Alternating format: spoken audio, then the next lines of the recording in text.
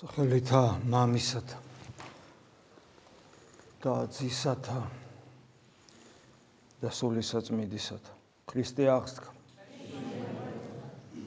ამ უკიდეგანო სამყაროში, სადაც ჩვენ ცხოვრობთ, უკვე ეს სამყარო თავისთავად განგვაწყობს, რომ მობილიზება გაუკეთოთ საკუთარ თავს, რომ არ ჩავიკარგოთ, ცხოვრების საზრისი ვიპოვოთ და მისკენ ვისწრაფოთ. ამავე დროს ადამიანი შეიძლება ჩაიკარგოს იმ სოციუმშიც კი, რომელიც იმ დიად სამყაროსთან შედარებით არაფერს წარმოადგენს. ადამიანი შეიძლება დაიკარგოს უახლოეს ადამიანებშიც კი და თავისთავი ვერ იპოვოს. საბოლოო ჯამში ჩვენ საკუთარი გამოცდილებითაც ვიცით და სხვებსაც ვაკვირდებით, რომ ადამიანი საკუთარ თავშიც კი იკარგება და ვერ გაუგია ვინ არის, რა უნდა, რა არის მისი საკეთებელი. წარმოიდგინეთ, ყველაზე ძვირფასი არის ადამიანში ის, რომ ის მოაზროვნეა, ის თავისუფალია, მას ნება აქვს და ადამიანთა უდიდესმა უმრავლესობამ სიღრმისეულად რო გამოკითხო, უბრალოდ არ იცის რა უნდა, რა არის მისი მიზანი. ფლანგავს აი ამ ძვირფას ძღვენს გონიერებისა, თავისუფლებისა, ნებელობისა. ფლანგავს და ისე აგრძელებს თავის ცხოვრებას და საბოლოო ჯამში ამას ქვია დაღუპვა, იღუპება, ვერ მოახდინა საკუთარი თავის რეალიზება. ქრისტიანებმა თითქოს ყველაფერი უნდა ვიცოდეთ, გაცნობიერებული გქონდეს, მაგრამ სამწუხაროდ ჩვენ ცხოვრებას რომ ვაკვირდებით, გარედანაც, შიგნიდანაც, ვიცნობთ ერთმანეთს, ცოტათი გიცნობთ თქვენ. მრავალ ჩვენგანს იგივე პრობლემა აქვს, მიუხედავად იმისა, რომ ეს წესით არ უნდა გვჭირდეს, რამე თუ ქრისტიანები ვართ, რამე თუ ჩვენთვის ცნობილია გზაც, ის ვიწრო კარიბჭეს, ჭეშმარიტებაც, ყველაფერი თითქოს ცნობილია, მაგრამ იგივე გვჭირს. ვერ უკეთებთ მობილიზებას საკუთარ თავს. მრავალი მიზეზი აქვს ამას, რა თქმა უნდა, აქ ვლინდება ჩვენი არათანმიმდევრულობა, ჩვენი ცხოვრება არ შეესაბამება ჩვენს გონიერებას, აშკარა დეფიციტს განვიცდით, არ უღრმავდებით, არ ვუყურებთ სერიოზულად ჩვენს პირად ცხოვრებას და პასუხისმგებლობას. დაკარგულობის განცდა ხშირად გვაქვს, ამიტომ არის ხოლმე, რომ ქრისტიანები, მიუხედავად იმისა, რომ ქრისტიანები ვართ, პერიოდულად გვიპყრობს მწუხარება, დეპრესიულობა, მელანქოლია, მოწყენილობა, წყობიდან გამოვდივართ, შიში გვიპყრობს, სიცოცხლეს გაურბივართ და ასე შემდეგ, რაც ყოველად დაუშვებელია, რომ ქრისტიანს გქონდეს, მაგრამ ეს ფაქტია, რომ ეს ასე ხდება. ხო და ამიტომ დაკარგულები ვართ. ვერ ავდექით მარადიული სიცოცხლისთვის, ჯერ კიდევ, მიუხედავად იმისა, რომ ნათლობა ნიშნავს იმას, რომ მოვკვდით ქრისტესთან ერთად და ავხსდექით მასთან ერთად მარადიული სიცოცხლისთვის და ეს ნიშნავს იმას, რომ აღარა ვართ დაკარგულები არც მიკრო, არც მაკრო, არც საკუთარ თავში, არც სოციუმში, არამედ გაცნობიერებული გვაქვს ის ვიწრო და ეკლიანი გზა და ვიწრო კარიბჭე, ზუსტად ვიცით სად არის და უნდა მივდიოდეთ, მაგრამ მიუხედავად ამისა წარწყმდილობა ჩვენს გვჭირს, ანუ ეს დაკარგულობა ჩვენს გვჭირს.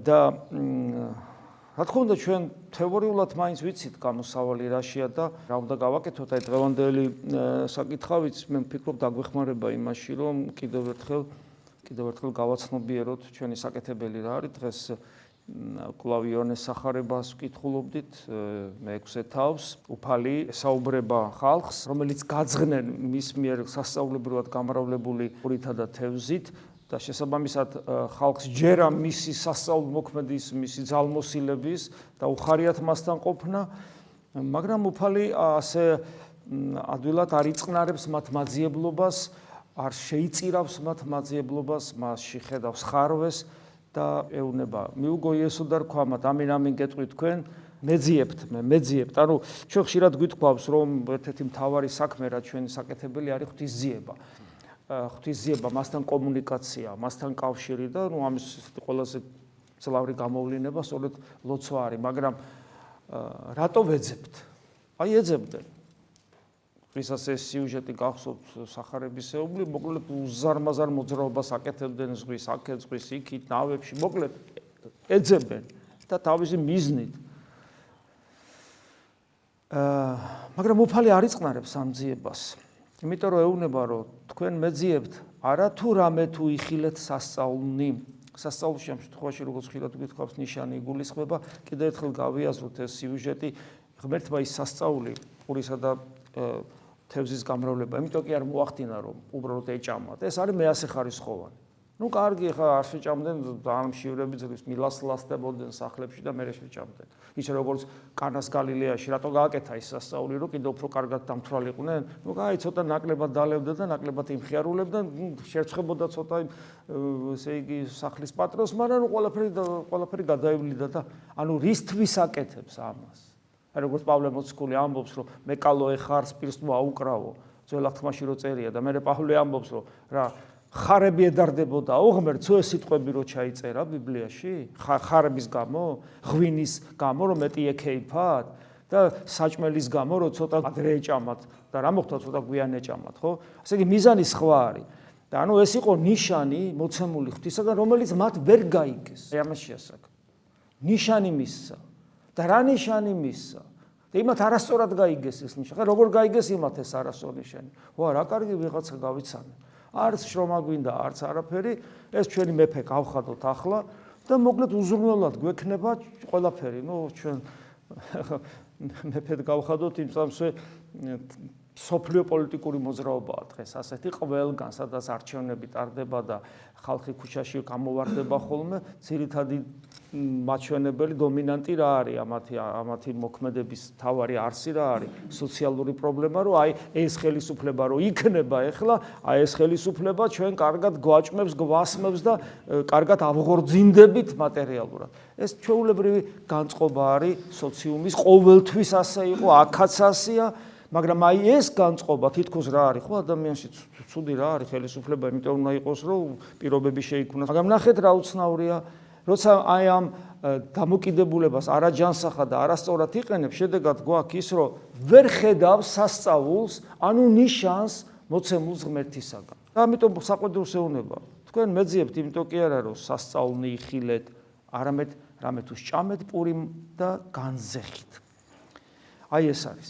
კვლავ მიწიერი ინტერესებია. და მე უფალი ცდილობს, რომ ამ მიწიერიდან ზეცაში აიყვანოს და უხსნის და გვიხსნის, რომ იქმოდეთ საზრდელსა წარსაწმენდელსა, არამედ საზრდელსა, რომელიც გიეს ცხოვრებად საუკუნოდ. უფალი კიდევ ერთხელ გვახსენებს, რომ დიახაც, ჩვენ არ შეგვიძლია არსებობა, თუ გარედან არ შემოვიდა ძალა, ენერგია, ხო? არ შეგვიძლია. მაგრამ არის ორი ტიპის ძალა და ენერგია, რომელსაც საზრდელს უწოდებს. ერთი, რომელიც დროებითია და მეორე მარადილ სიცოცხლეს განიჭებს. შენ როგორც მარადილ არსებას გაცოცხლებს. ერთი, რომელიც როგორც მიწიერ არსებას გაცოცხლებს, მეორე როგორც მარადილ არსებას გაცოცხლებს და მე რა თქმა უნდა ჩვენ ვკითხულობთ ეხა საკუთარ თავთან, ჩვენში რომელი დომინირებს? მარადიული სიცოცხლისაკენ სწრაფვა თუ დროებითი კეთილდღეობისკენ სწრაფვა? რომელი დომინირებს? და ხომ არ ხდება ისე რომ ეს დროებითი გადაფარავს ხოლმე მარადილს და შესაბამისად ჩვენი თვალსაჩინარიდან ის იშლება, იმიტომ რომ მთლიანად შეპყრობილი ხდებით ამ დროებითით. ხომ არ ხდება ესე? თორე უფალი გვეუბნება რომ აკეთებ ამას. იქმოდეთ საზრდელსა წარსაწმენდელსა. მარადიული სიცოცხლისათვის ვიფიქროთ და შემდეგ აგზელებს რომ ეს მარადიული სიცოცხლე უნდა მოგცეს ვინ? ძემან კაცისა, მან ამ შემთხვევაში თავის თავზე ამბობს, რა თქმა უნდა, და ვინ არის ეს ძე კაცისა? ეს არის ძველი აღთქმის წინასწარმეტყველების მიხედვით მომავალი მხსნელის ერთ-ერთი სახელდება, ესეთი სხვა თემაა, მაგრამ ამ შემთხვევაში ის ამბობს, რომ ამას მამამან დაბეჭდა ღმერთთან, მამის ბეჭედი, ღმერთის ბეჭედი აზის. რამდენად ხედავთ ჩვენ ღმერთის ბეჭედს იესო ქრისტეში, მის სიტყვაში, როცა მის წინაშე ვლოცულობთ, როცა მას ვეზიარებით, როცა მასზე ვფიქრობთ, ამას ჭირდება მუდმივი გაცოცხლება ჩვენში, იმიტომ რომ ჩვენ სულ მუდამ ვივიწყებთ. შეიძლება ბოლომდე გაცნობიერება საშიშიც კი იყოს ჩვენთვის, იმიტომ რომ ბოლომდე რომ გააცნობიერო, თუ ვინ არის ის, ვისაც შენ მიმართავ, ვინ არის ის, ვის სიტყვასაც შენ ისმენ და მაინდა-მაინც ისე პირდაპირ და სწრაფად ვერ ასრულებ, ვინ არის ის, ვის ხორცსა და სისხლსაც შენ იღებ, რა ვიცი, რამდენად დავიტევდით ჩვენ ამას, რამდენად გაუძლებდა ჩვენი არსება ამას, ჩვენი ხორციელი ბუნება და ამიტომ შეიძლება ნელ-ნელა უფალი გვიხსნის, იმიტომ რომ ამის დატევნას ანგელოზებრივი და ისიც უმაღლესი ტრიადის ანგელოზები, ქერუბიმები, სერაფიმები, და საყდარნი, აი ამ უმაღლესი ტრიადის ანგელოზებრივი სიწმინდე ჭირდება. რას ნიშნავს ანგელოზებრივი სიწმინდე? ეს უბრალოდ ფიზიკური სიძლიერე კი არ არის, რომ გაუძლო. ეს არის ღვთისნების უპირობო მორჩილება. ღვთისნების უპირობო მორჩილება. როგორ გაუძლო ღვთისმშობელმა ღმერთის დედობას, ღვთისნების უპირობო და აბსოლუტური მორჩილებით. გაუძლო და მასში არ აფეთქდა ამ სიტყვის პირდაპირი გაგებით, არ აფეთქდა პატივმოყვარეობა, რომ ღმერთის დედა ვარ. და არ დაიღუპა და ჯოჯოხეთი არ აღმოჩნდა მის სულში. გესმით? ამიტომ ეს ძალიან მნიშვნელოვანია, რომ სიწმინდე სერაფიმთა, ქერუბიმთა და საყდართა შესაბამის სიწმინდე ეს არის აბსოლუტური მორჩილება ღვთისნებისა, რომელიც ჩვენ არ გვაქვს. არა გვაქვს. იმიტომ რომ ის მორჩილება მრავალ სხვა სათნოებასთან თანაშეზავებულია, მათ შორის აბსოლუტურ ნდობასთან. აბსოლუტური ნდობა. აბსოლუტური სიყვარული, რა აბსოლუტურზეა ლაპარაკი? საერთოდ ნდობა არ აქვს ღვთისადმი და არც სიყვარული არ აქვს. ამიტომ ჩვენთვის ესე თლათ უსაფრთხო არ არის ღვთის განცდა, ბოლომდე ქრისტეს განცდა, რომ ის ღმერთია, რომაზე ბეჭედია მამისა. რქვეს მას, ეხლა ეუბნებიან, ეუბნებიან ბუნებრივია და ჩვენც ვეუბნებით მათთან ერთად, იმიტომ რომ გძნობთ, რომ სერიოზული პრობლემა გვაქვს და ესე იგი რაღაცას ვერ ვიგებთ, რაღაცა არ გვესმის, უფალი საყვედურს ვეძებთ და უფალი საყვედურს გვეუბნება, გესმით? რაღაც ისეთ თემებზე გველაპარაკება, რომ ბოლომდე ამის გამოცდილება არ გვაქვს. მამის ბეჭედი აზის და უყურებ რა ადამიანია და პურისა და ღვინის სახით მეძლევა და სახარება რამდენჯერ წავიკითხო და ადამიანს ბეზდება და აღარ კითხულობს და შეხსენება უნდა მოძღვრის და ანუ რაღაცა კი ვიცი, მაგრამ თან რაღაცა მჭირს. ეხლა როგორ შეიძლება ადამიანი მოდის და მეუბნება, მამა ვიცი, ლოცვა მეზარება. მეუბნები შეუძლებელი რომ ადამიანს ლოცვა ეზარებოდეს, იმიტომ რომ ლოცვა არის სამყაროს შემოქმედთან, რომელიც აბსოლუტური სიკეთეა და არის ნამდვილი სიცოცხლე, მასთან დიალოგში შესვლა და როგორ შეიძლება ახლა ჭკვათამყოფელს სიცოცხლეში მყოფობა ეზარებოდეს, აბსოლუტურ სიკეთეში, აბსოლუტურ ბედნიერებაში მყოფობა ეზარებოდეს. ესე იგი, შენ როცა ლოცვა გეზარება, რაღაცა გჭირს. რაღაცა ყველას გჭირს, ხო? ანუ რაღაცა გჭირს. არა ჯანსაღი გჭირს. რას ნიშნავს ლოცვა მეზარება?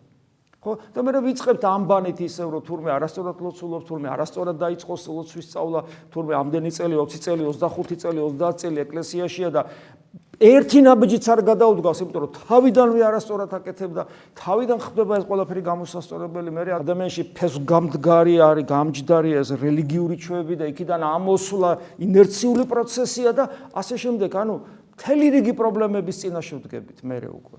ხო და ბუნებრივია ასეთ დროს ვეკითხები და რა გავაკეთოთ უფალო და ეს კითხვა ასე არის, ხო?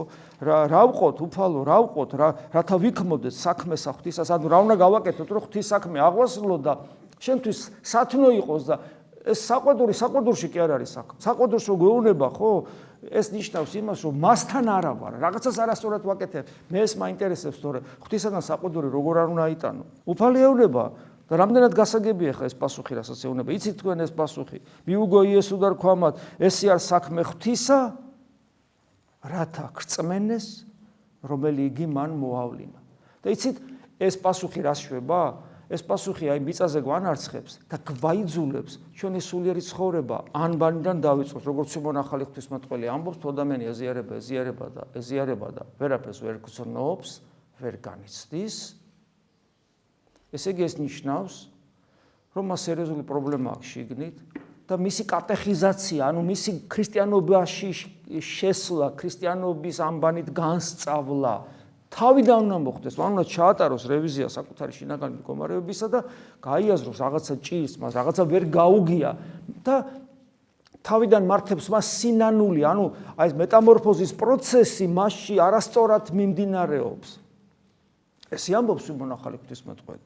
გესმით? აი ესე ამბობს და რათა ვიქმოდეთ საქმე ღვთისასა და ესე იგი კიდევ მეორე პასუხობს, ესე არის საქმე ღვთისა, რათა გრწმენეს, რომელიც მან მოავლინა და რატომ არის ეს სულიერი ცხოვრების, ესე იგი ქვედა შრეებში ჩასვლა? იმიტომ რომ გრწმენეს ქრისტე ნიშნავს მის ერთგულებას, მის ცნებების აღსრულებას. და კვლავ ესე იგი უნდა დავუბრუნდეთ იქ და უფალო აბა რა არის შენი მცნება და როგორ გიერდგულო და ყოველ ნაბიჯში მისი ერთგულება კვლავ ესე იგი მისი ნებისადმი აბსოლუტური მორჩილება როგორც მასთან ურთიერთობაში ასევე უმნიშვნელოვანესია მოყვასთან ურთიერთობაში მასთან ურთიერთობაში გულისხმობ საღვთო განგებულებას რომელსაც ჩვენ არ ვემორჩილებით მოყვასთან ურთიერთობაში თავდაბლობის სათნობას რომელსაც ასევე ვერ ვიღებ და ვერ წარმოგვიდგენი ეს რა არის და ასე შემდეგ ანუ თითქოს და აი პავლე მოციქული საყვედური სახით რო ამბობს თითქოს იმის გაკეთებას რომ სარწმუნოებრივი საწყისებში ჩაბრუნება რომ ვისწავლოთ ღვთის მცნებების ახსრულება ზედმიწევნით რომ ამით გქონდეს რწმენა ამით ცოცხლდება რწმენა ღვთისნებების ზედმიწევნითი ახსრულებით ცოცხლდება რწმენა რომელიც დაუმსახურებლად უფალმა ესე უბრალოდ მოგცა როგორც ტალანტი და ჩვენს მიერ მიწაში არის დაფლული უფალი ასეთ რამეს ეუბნება რომ რწმენეს მისი რომელიც მან მოავლინა ანუ მე უნდა დამიჯეროთ ამას ეუბნება ფაქტობრივად და ამ დროს ისინი ეუბნებიან რასა სასწაული იქმ რათა ვიხილოთ და გრწმენეს შენი რასა იქ ხო უცნაურია ხო 5 პური და 2 თევზით 25000 კაცი დააწყო და მაინც ამას ეკითხება ანუ ეს არ არის საკმარისი ანუ ეს ნიშნავს იმას რომ ადამიანი ძალიან სწრაფად ივიწყებს მიწიერ აი ფიზიკის კანონები რო ირღვევა ფიზიკის კანონების გვერდის ავლით უფალი რაღაცას რო ახდენს თქვა ადამიანმა ნახა მირონი როგორ მოდის ხატიდან თქვა ადამიანი წავიდა იერუსალიმში და დაინახა როგორ გარდამოდის ცეცხლი თქვა და ასე შემდეგ რაღაცა სასწაულებრივად განიკურნა ანუ ის რაც მიწიერი საკითხებად ითვლება როცა უფალი რაც მას ნებავს იმას რო იქვს და მიწიერი კანონები რო ხელის შემშლელი ფაქტორი არ არის ასეთ სასწაულს ადამიანი სწრაფად ივიწყებს მე მგონი ეს ძალიან ბევრ ქრისტიანს გამოცდილი გვაქვს, როდესაც აღფრთოვანებულ ვართ, აუ დიდება უფალს ესე იგი როგორ აშკარად ღმერთი ჩაერია ჩემს ცხოვრებაში ტყვის ადამიანი, ბევრი წუთს აღარ ახსოვს. გესმით? აი ეს არის და ამიტომაც ეს ჭირთ ამათ ეხლა. ჩვენ რო შეიძლება გაგვიკვირდეს, როგორ კაცო 5 პურით 2 თევზით და ესე იგი კიდე სასწაულს ითხოვენ, დიახ, იმიტომ დაავიწყდათ უკვე. უკვე მოშივდათ ისე და დამთავრდა. გესმით? აი ეს არის. ყველას ეს გვჭირს აბსოლუტურად. და უფალი პასუხს აძლევს. რას გააკეთებ, რას სასწაულს გვიჩვენებო ახლა შენ რო ჩვენ დაგიჯეროთ რომ შენახარ. უკვე ექვშია ისე, მასე კი არ არის. ქვამათი მასიესო და ეს ამათ კი არ ჭირთ, მოციქულებს ჭირთ კაცო. პეტრეს ნაკლები აჩვენა, რამდენი თევზი თაბორის მთაზე ფერიცვალება ხო, რამდენი რამე რა, რამდენი სასწაული მოხდა. და ბოლოს ამბობს მე მაგაც არ ვიცნობ მაგკაცო არ ვიცნობ გესმით რა დაემართა იმიტომ რომ იმ მომენტში შიშმა შეიპყრო რომ ის დაიჭერდნენ და მას საშინელებას დამართავდნენ აი გარეგანი სასწაულის ფასი არაფერი არ არის საბოლოო ჯამში თუ მას შინაგანი არ ახლავს კი და აი ამ დროს ამის შემდეგ ესეთ რამეს ამბობს რომ სასწაულს რო ეკითხებიან რქვა მათ იესო ამენ გეტყვით თქვენ მამამან ჩემმან მოგცა თქვენ პური ჭეშმარიტი ზეცით რამე თუ პური ღვთისა არის რომელი გარდა მოხდა ზეცით და მოსცა ცხოვრება სოფელსა და აი ამ საჭო თევზიდან და მიწიერი პურიდან გადაყავ ზეციურ პურზე და სასწაული გვაჩვენო რეუნება ელაპარაკება ზეციურ პურზე რომელიც მამამ მოგცათ რომელიც ზეციდან გადმოვიდა და მე აგზელებს ეს პური მე ვარ პური ცხოვრებისა რომელი მოვიდეს ჩემ და არა შიოდის და რომელსაც რწმენეს ჩემი არასადაც წყუროდის რატო შიოდია როგორც კი მოშივდათ ისევ დაავიწყდათ ეს მიწიერი გარეგანი და პური რომელიც ზეციდან გარდამოდის და ხო ხვდებით ეს არის ევქარისტიული პური რასაც ჩვენ რეალურად ანუ აბსტრაქტულად კი არ გველაპარაკება რეალურად ვიღებთ ჩვენ ამას აი ეს არის თავარი სასწაული ქრისტიანობაში და ეკლესიაში არის ის რომ ჩვენ ბეზიარებით ზეციურ პურს ვიღებთ და თუ ადამიანისათვის ეს სასწაული არ არის თავარი ეს არ არის ესე იგი უმნიშვნელოვანესი და შეიძლება ითქვას ერთადერთი მნიშვნელოვანი და თუ ადამიანს ეს გაცნობიერებული არ აქვს გინდა ეკლესიის გარეთ იდგეს გინდა ეკლესიის შიგნით ერისკაცი იყოს თუ ეს არ არის თავარი ცხოვრებისეულ რაღაც მომენტში განსასწრელი ჟამს და ეს განსასწრელი შეიძლება იყოს გამოცდა ეშმაკისაგან. აი ეს თუ ეს აღჭურვილი საკუთარი სიმართლით უარყოფს და შეიძლება პირდაპირ დეკლარირებულად არა, მაგრამ თავის ცხოვრების წესით დაეჯახება ეკლესიას, დაეჯახება ქრისტეს, დაეჯახება ესე იგი საკუთარი სულის გადარჩენას, იმიტომ რომ მისთვის თავარი ეს კი არ არის, აი ეს ერთადერთი სასწაული, რომელიც მოდის ჩვენთან და გვეძლება და ჩვენ შიგნით რაღაც პროცესებს იწვევს, საიდუმლო პროცესებს, ეს თუ არ არის მთავარი. იმიტომ რომ უფალი ამას ეუბნება, სასწაული გვაჩვენა და ეუბნება, მე ვარ პური, რომელიც გარდა მოვხეთ ზეცი. თუ ამას არ იღებ და თუ ეს უგულებელს ყოფ და თუ ეს მეასახარისხოვანია, მაშინ ყველაფერი დანარჩენი ამაოდ ჩაივლის და გამოცდას ვერცეთი სხვა საყრდენი, რომელიც გონია რომ საყრდენია ვეღარ გაუძლებს. ამიტომაც გვიკვირს, როდესაც დავინახავთ ხოლმე, რომ ვიღაცა ერისკაცმა აურია, ვიღაცა თეოლოგმა აურია, იმიტომ რომ არც ერთი მათგანისათვის აი ეს არ იყო მთავარი, ერთადერთი. ამას ვერ ხედავდნენ როგორც მზეს, რომელიც ისე ანათებს ეკლესიაში, რომ სხვას პრინციპში ვერაფერს ვერ უნდა ხედავთ. და როცა ამას ხედავ, კარიერას, კეთილდღეობას, კარგად ყოფნას, სამართლიანობას, პატივისცემას და ასე შემდეგ, მაგრამ სხვა რაღაცები რო გინდა, ხო? ეს ნიშნავს, რომ შენთვის ეს მზე ჩამქრალია და ვერ გაუძლებ. ვერავითარ შემთხვევაში ვერ გაუძლებ იმ შემოტევას, რომელიც აუცილებლად იქნება შენზე, თუ აქამდე არ ყოფილა, იქნება აუცილებლად. სანამ შენ გარდაიცვლები, აუცილებლად გექნება ისეთი ტიპის შემოტევა, რომლის მიზანი იქნება, რომ შენ მოგწყვიტოს ეკლესიას ანუ ევქარისტიას. ეს არის ერთ-ერთი ყველაზე მნიშვნელოვანი მიზანი ეშმაკის, რომ ადამიანი ევქარისტიას მოწყვიტოს და დააკვირდეთ აი ამ ადამიანებს, ესენი ყველა წყდებიან ევქარისტიას, ყველა.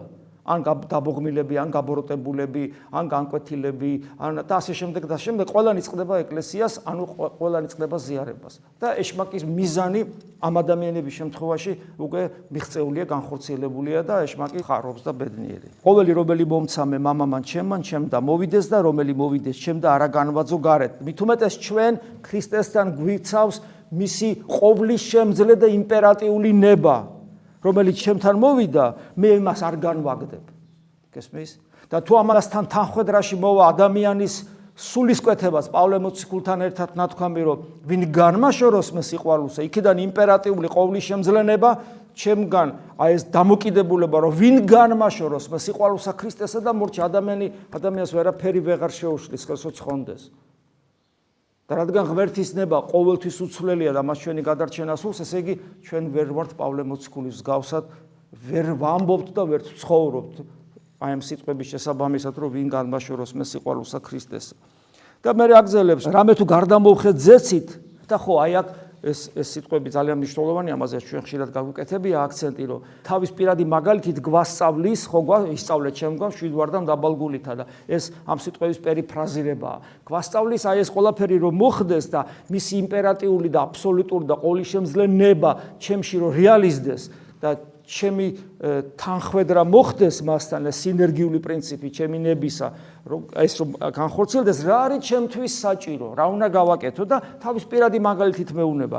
რამე თუ გარდამოვხეთ ზესით, არა რათა ვყო ნება ჩემი, არამედ ნება მომავლინებელისა ჩემისა მამისა. მივედით ისე ვიქ, ღვთისნების უპირობო აბსოლუტური აღსრულების გარეშე ეს ყველაფერი, რაზეც ჩვენ ამდენ ხანი ლაპარაკობთ, ყველაფერი ამაო იქნება და წყალში ჩაიყრება. და რა არის ღვთისნება, რაღაც კიდევ ერთხელ წარმოაჩენს ღვთისნებას რაღაცა კუთხით, ხოლო ესე არის ნება მომავლინებელისა ჩემისა მამისა, რათა ყოველი რომელი მომცა მე არა წავწყმიდო მისგან, ანუ არ დაიკარგება მამისგან, ეს არის მამის ნება, კვლავ იმპერატიული ნება, არამედ აღვადგინო იგი უკანასკნელ 300 დღეს, ანუ მარადივლად იცოცხლებს, კვლავ წარმოაჩენს მამის ნებას თუ რა არის და კვლავ თავისი მაგალითით რომ მე ვემორჩილები მამის ნებას, ესე იგი მეც როგორც ქრისტესი აბსოლუტურად უნდა ვემორჩილებოდე მამის ნებას, რომელიც ჩემი გადარჩენის საწინდარი იქნება. ამინ. მადლი უფლისა ჩვენისა იესო ქრისტესი და სიყვარული ღვთისა და მამისა და ზიარება სული საწმინდისა იყოს თქვენ ყოველთა თანა. ამინ. ქრისტე აღსდგა.